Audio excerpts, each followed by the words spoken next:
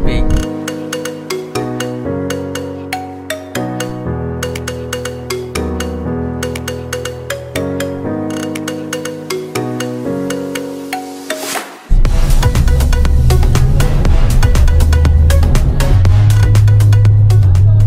Okay, so right now guys, gabi na and wala na ring ulan sa wakas.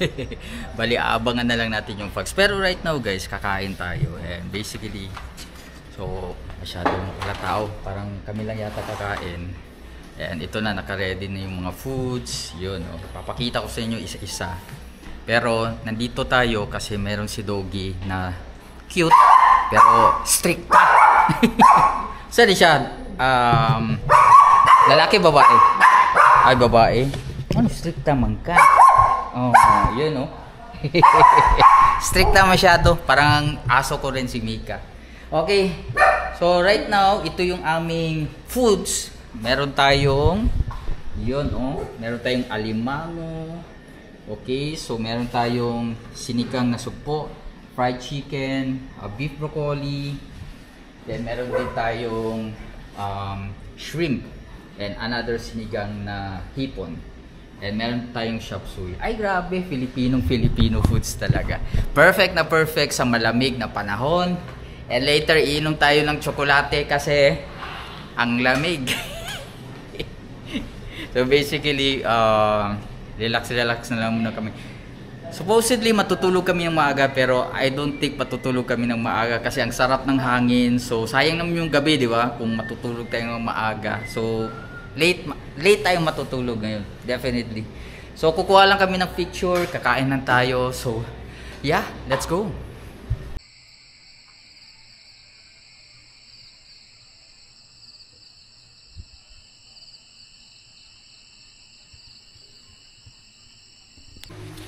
Magandang umaga sa inyong lahat guys at it's around 6 AM.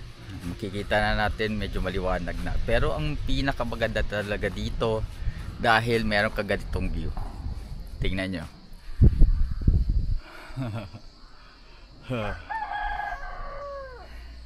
Kanina gumawa ako ng time-lapse. Napakaganda ng place. Although wala siya masyadong kikita nyo wala masyadong sea of clouds do. Hindi tayo pinalad pero meron naman tayong magandang sunset, sunrise rather. And makikita rin natin yung magandang bundok dito. Ay, actually ngayon medyo ako ngayon kasi napakalabig. Hindi ko akalain na ganito siya kalabig ngayon. Pero makikita nyo yung mga bundok dito na parang nasa itaas no yung araw at mamaya siguro lalabas na yung araw mismo. Ay, ang labig pala dito.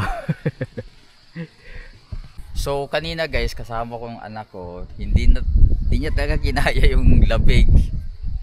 Hindi kasi siya nakadala ng kanyang jacket. So ako nakadala. So kikita nyo guys, super labig talaga. So it's around 6:20 AM and still naghihintay tayo ng sunrise. Kaso parang doon siya banda sa may east. So yes, and yung sea of clouds hanggang doon lang yata. Kikita nyo ba ito? Ito, yun. So doon lang talaga siya. Hindi siya sasalo. So kasi nga medyo mahangin talaga. So yun pala ang dito parang explanation. Kasi sabi nung lokal dito kapag medyo mahangin hindi na siya gagalaw. Para ba? Hindi ko maintindihan. Diba supposedly kapag mahangin gagalaw yung clouds. Pero baliktad yung sabi niya kapag mahangin parang pumupondo lang or nagsistay lang yung clouds sa isang area. Sayang naman, hinintay ko pa naman na bumaba yun, hindi talaga gumagalaw sayang naman. Okay, so maghihintay lang tayo baka magkaroon, di ba? Hindi hindi imposible na magkaroon ng milagro at baka bumaba yung clouds. Baka mapagbigyan tayo kahit papaano, no? So hintay-hintay lang tayo, bahala malumigan dito sa New Year's Peak ng Davao City. Let's go. Okay, so right now pauwi na kami guys. So nagpe-prepare na kami. Ito na yung gamit namin. So all set na tayo. And wow, gusto pa sana namin mag-stay ng medyo mahaba pa. Kaso meron pa kaming lakad. So sayang naman. Pero okay naman din. Binigyan rin naman kami ng napaka-relaxing na weather dito. And although walang sea of clouds, okay na okay pa rin. At least meron tayong nakikita mga bundok-bundok.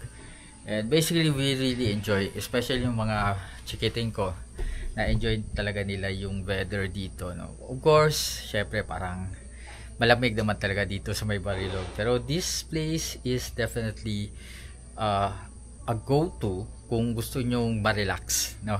And parang lang, chill lang with your friends, with your family, and gusto nyong malibot talaga, or malibot.